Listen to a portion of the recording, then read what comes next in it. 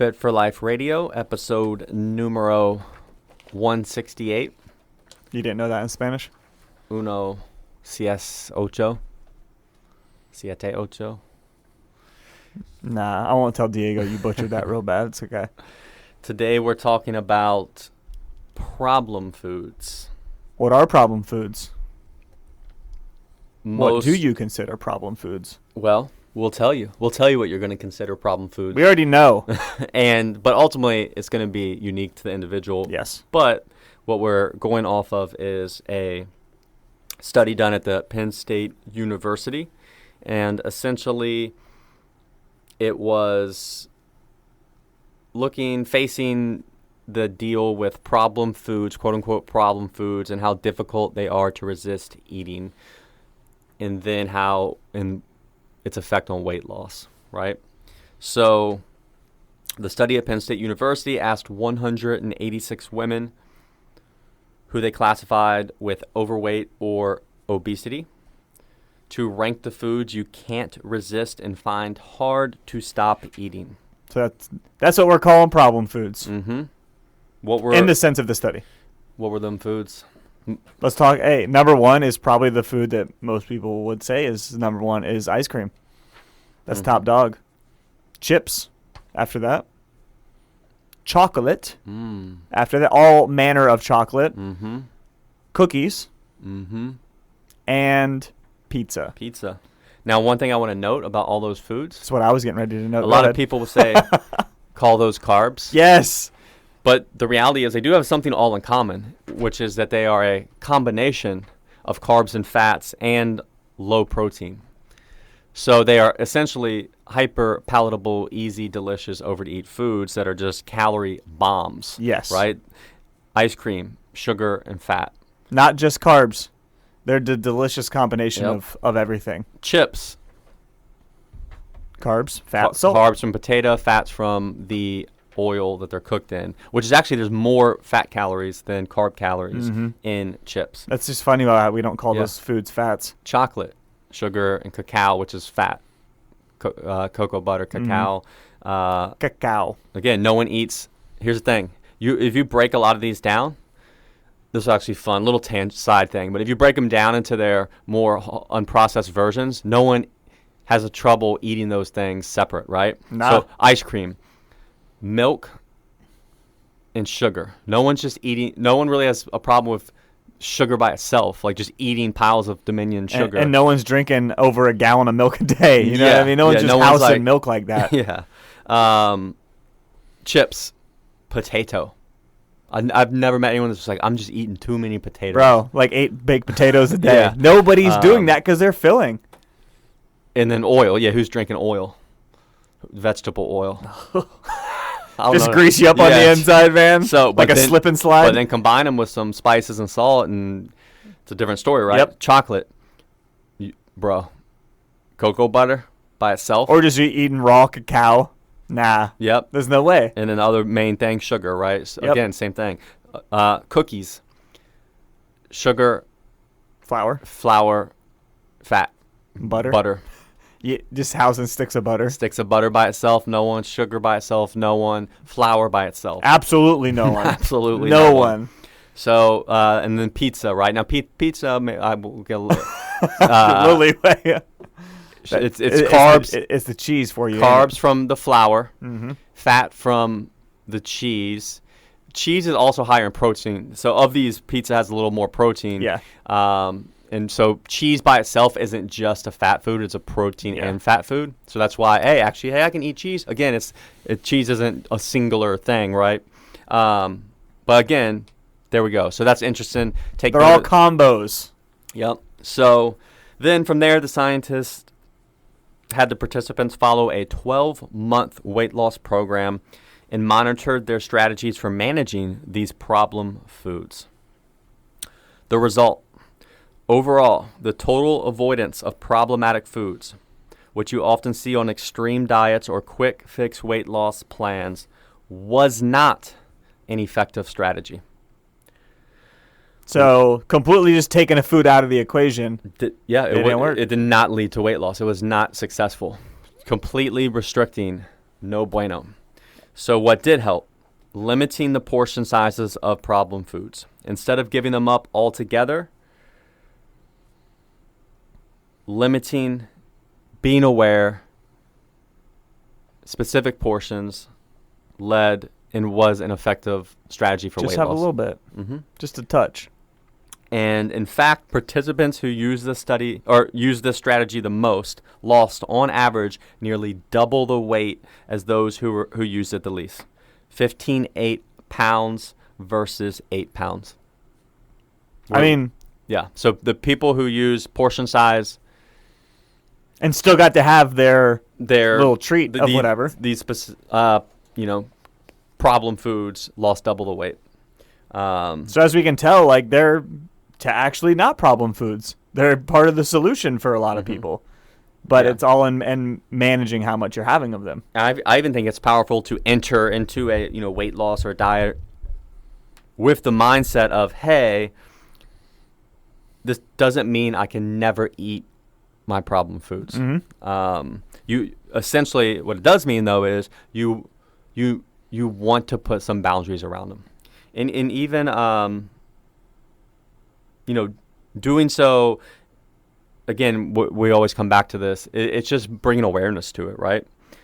It's being intentional, bringing awareness about how and when you're going to eat them. And the thing is, it doesn't just have to be like, we'll unpack from there. There's a ton of different ways to do this, right? So there are a lot. So we know ideally we do not want to completely restrict or eliminate some of our favorite foods, quote unquote, problem foods. That does not lead to more success. It actually leads to less, right? So we need to bring awareness, mindfulness, portion. Now, some people, and we've seen this with our challenges with our clients, you can have one strategy that works for one person and not for the other. Some people do really well with like daily discretionary calories. So you say, hey, I'm going to have 200 calories of whatever I want. So again, it could be ice cream, chips, chocolate, cookies, pizza. Have a little bit every day, and then you're just satisfied and you're good. Yeah, they're good. They're the little kid kicking their feet on a bench, you know? So in perfect example, I know Coach Diego is able to do that. Now, me personally, I don't. That doesn't work for me. It's very hard for me to then portion it right, and then each day and not get carried away day after day. Yeah, but I still have what would my favorite or what would be considered my problem foods at points. Right now, I prefer more like keep them out of the house. When I want them, I'll go get them. And then basically I buy the amount that I'm going to eat this amount, but then that's that, and right? Then you're done, and that's it. Exactly. Because then say it's ice cream, right? If it's not in the house, say it's a Thursday, I finish dinner, and it's now 7 p.m. I go to bed at 9:30. Do I really want to drive 5-10 minutes to the grocery store to get ice cream and then come back, and it's a good thing you're lazy. Yeah, you normally no. So, but then say it's a Saturday where it's a movie night, then I'll go, okay, during the day, let me go grab a treat I want to have, buy a pint, and then I have that. I'm going to intentionally have that. But that ends up being all I have for the week, right? And I'm still having it, So, again, that's another example of just a different version of being intentional and aware with these types of foods, right? Yeah, those are like the two main ones. I mean, there's definitely probably a few more strategies. Like, for some people, it's like going out to eat, right? Yeah. You don't go out to eat every day of the week, but, maybe with your spouse or your family, your friends, on a Saturday, you budget for, hey, we're going to get pizza on Saturday night. But you don't have pizza every single day of the week, because you're not going to eat one slice. Yeah. You want to go and you want to have 3-4 slices or like your own little personal pizza on a Saturday, and that's cool. Yeah. So that's another way of partitioning that and not overdoing it. Yeah. And the interesting thing with the study is different strategies for avoiding the problem foods, regardless of what, how people completely avoided them, the completely avoiding again, did not relate to weight loss, right? So, whereas, again, limiting portions of the problem foods in some way. So again, bringing awareness and being intentional with limiting the foods led to a greater weight loss, right? So you have to understand you do not have to. It is more than likely not beneficial to enter into a diet thinking, I cannot have this food. Like that's probably the worst approach you can take. And I even know people who do that. They literally, and again, this goes, I think, too, for shorter term stuff, because there is no short term thing. Nope. Like you're going to have, what gets you there keeps you there. So even if you think I'm going to go cut this out for, 90 days or for a month, it's probably going to backfire. And so you should start with, how can I manage these foods? If you know me, you know I'm always on the run, up early and home late, so having a 3-hour morning routine isn't really in the cards for me. What is in the cards is AG1. It's a fast way to get vitamins and minerals I need to perform. I first gave AG1 a try because I wanted a single solution that helps support my entire body by filling in nutrient gaps and simplifying my morning routine. Since drinking AG1 daily, I've always felt strong and energized and ready to attack the day. Not only does AG1 deliver my daily dose of vitamins, minerals, pre- and probiotics, and more, it's a powerful, healthy habit that's also powerfully simple. It's one scoop, mixed in water, once a day, and every day. I know that AG1 is giving my body high-quality nutrition. Every batch of AG1 goes through a rigorous testing process, so you know that it's safe. And AG1 ingredients are sourced for absorption, potency, and nutrition density. AG1 is a supplement that I trust to provide the support my body needs daily, and that's why I'm excited to welcome them as a new partner. Here is your chance to start every day this season with a gift to yourself. Try AG1 and get a free 1-year supply of vitamin D3K2 and 5 free AG1 travel packs with your first purchase exclusively at drinkag1.com/provengrit. That's drinkag1.com/provengrit. Check it out. If you know me, you know I'm always on the run, up early and home late, so having a 3-hour morning routine isn't really in the cards for me. What is in the cards is AG1. It's a fast way to get vitamins and minerals I need to perform. I first gave AG1 a try because I wanted a single solution that helps support my entire body by filling in nutrient gaps and simplifying my morning routine. Since drinking AG1 daily, I've always felt strong and energized and ready to attack the day. Not only does AG1 deliver my daily dose of vitamins, minerals, pre- and probiotics, and more, it's a powerful, healthy habit that's also powerfully simple. It's one scoop, mixed in water, once a day, and every day. I know that AG1 is giving my body high-quality nutrition. Every batch of AG1 goes through a rigorous testing process, so you know that it's safe. And AG1 ingredients are sourced for absorption, potency, and nutrition density. AG1 is a supplement that I trust to provide the support my body needs daily, and that's why I'm excited to welcome them as a new partner. Here is your chance to start every day this season with a gift to yourself. Try AG1 and get a free 1-year supply of vitamin D3K2 and 5 free AG1 travel packs with your first purchase exclusively at drinkag1.com/provengrit. That's drinkag1.com/provengrit. Check it out. Yeah, I mean, I think they found that the people that did just like straight avoid foods may have initially lost a little bit more, but in the long run gained it back because of generally that like restriction, and then you kind of binge on the food, and that usually, gets people a little off the rails, versus that little like titration of like, oh, you have a little bit here and there, versus that, wave of we'll call problem foods, quote unquote. So yeah, I mean, the proof's kind of in the pudding in that. And we've seen it after years of doing this kind of stuff too. Like people who overly avoid things generally, there's a rebound effect. Yeah. It's interesting too. I wish we could see the list of like, so they talk about how they came up with the problem foods. So essentially at 0 months, 6 months, and 12 months of the trial, participants listed the foods they found most problematic. And yeah, again, majority of them were, well, the top 5 were what we listed.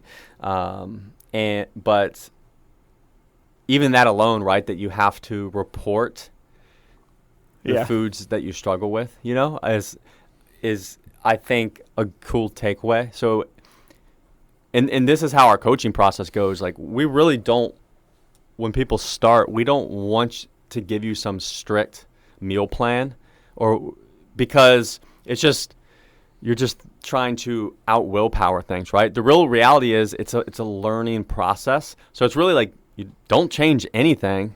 Let's start being more mindful of portions, calories, depending on how someone's wants to approach it. But you're essentially just being intentional and mindful with portions. And then let's see what foods make it easier or harder for you to portion, right? So it's really go live your life. Don't really change anything. And then let's kind of navigate.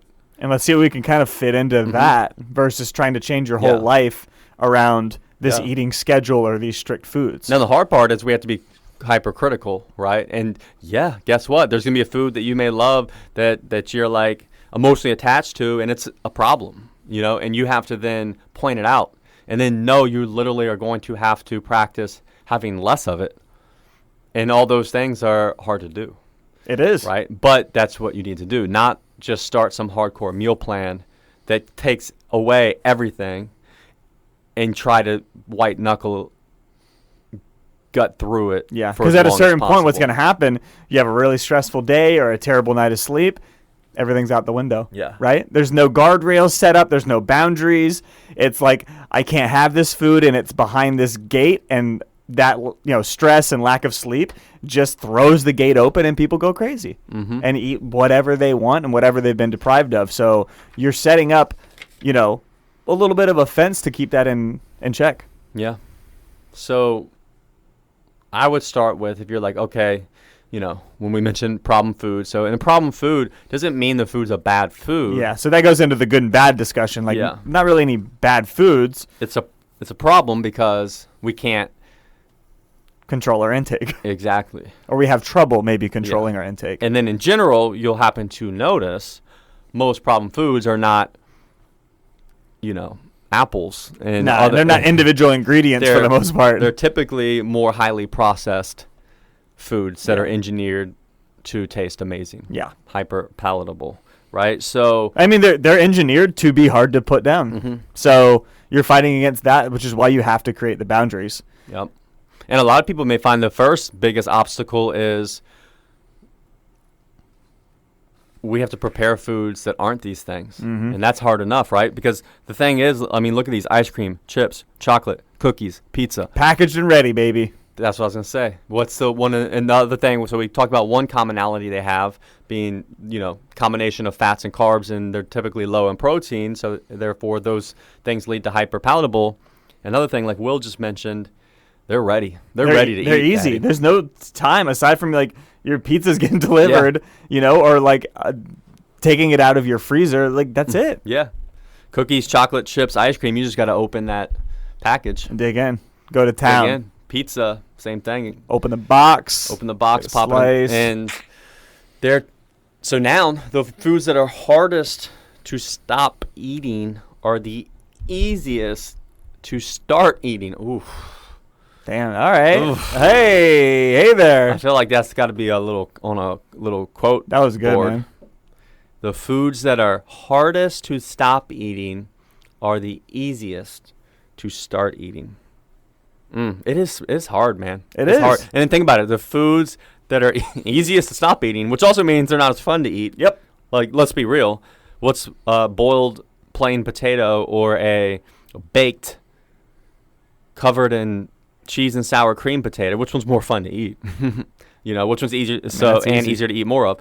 So again, but then also, so we'll take that humble potato and potato chip form, boom, crack open the bag, and it's easy to crush back.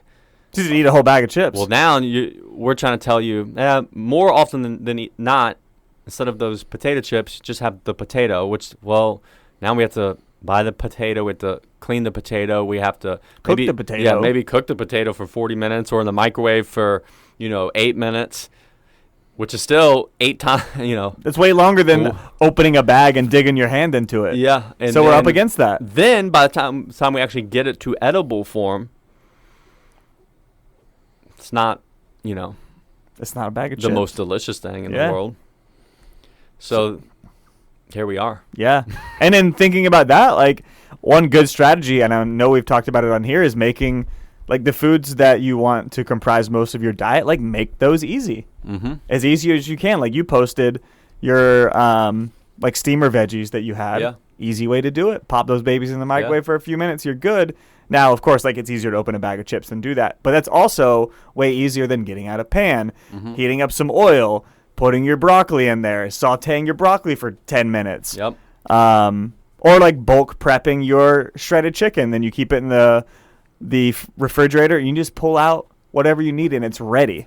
Right? So making those easier is a good idea. So a little side tangent. Sorry. Yeah. And then once you establish that, now we're kind of at the crux of they're not going to taste as good. And that's where this is the challenge. You have to start attaching other benefits to food than just taste and entertainment. And enjoyment and entertainment. So you have to, and this is where you have to trust the process a little and give it time. And then, wait a second, over time, I've been eating the potato more than the potato chips, and I'm losing weight, and I sleep better, and I have more energy, and I wake up more refreshed. So then all of a sudden, you start feeling these things, real, tangible things, and then make sure you in your brain connect these to, hey, these foods I'm eating and foods I'm not eating. Mm-hmm. Then all of a sudden, those foods, those meals that compromise of those foods start to become way more enjoyable.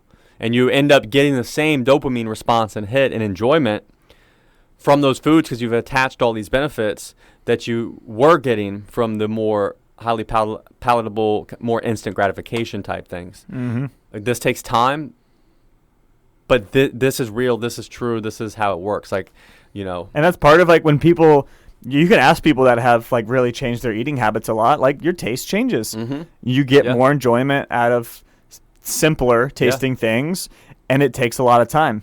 Yeah, we joked about this before. I can, people go and like taste wine, or you can have some fancy food tasting thing. You could line up 6 different types of potatoes. Heck, you could line up 6 different types of white rice. Jasmine rice, basmati rice, could find enjoyment. I could do that with rice. Yeah, I could find enjoyment going through the tasting notes of these different quote, what most people would consider like plain not tasty foods, right? So, yeah, I even saw where I don't know what I was watching, but this was in California, like a place that's like that with water. Just tasting all the different water. Yeah, but like different types of water taste different. They would have different spring waters, different tap waters from different cities and stuff. It was wild. Just a water museum. But yeah, so there you go. There's the process. There's the thing. There's some details, hopefully. And when we share stuff like this, don't try to overwhelm yourself and take it all in per se. No. Find one thing that you can latch onto and then actually apply. Just listening, taking notes, putting notes in your phone, putting a plan together, like none of that is anything. It's up to a point. Like at some point, apply some of these things. You just gotta do stuff. Yeah. And sometimes make mistakes. Yeah. Like, but if you never actually take any action, then you don't have any chance of succeeding or making any progress because you haven't even moved. Yep. So you have to actually take action on all of the things you take notes on and you plan for. And so don't get stuck in the planning phase for things. Yep. And again, problem foods, biggest takeaway from this episode. Like we said, the study from Penn State. I know it's hard. I know it's against your natural intuition, but completely restricting problem foods is not the way to weight loss. Nah. In fact, from the study, people lost double the weight who included these foods and just applied boundaries and some mindfulness around them. And mindfulness to the portions of these foods. So they had these foods, they portioned them instead of restricting them, and they lost more weight. weird. Yeah. Not really. And But the reality is they ended up probably avoiding the binges, right? Or falling off and things like that. So they ended up consuming less calories overall, and it was easier by including these foods than it was by restricting them. yeah, and that's the long game. Difference between long game and short game. Yep. Short game, you might avoid foods and lose a lot up front, but And people also, too, for whatever reason, we feel like if we suffer more, it's going to be more effective. So almost in a weird way, I think people are like, I have to feel like I'm suffering you don't. to make this happen, right?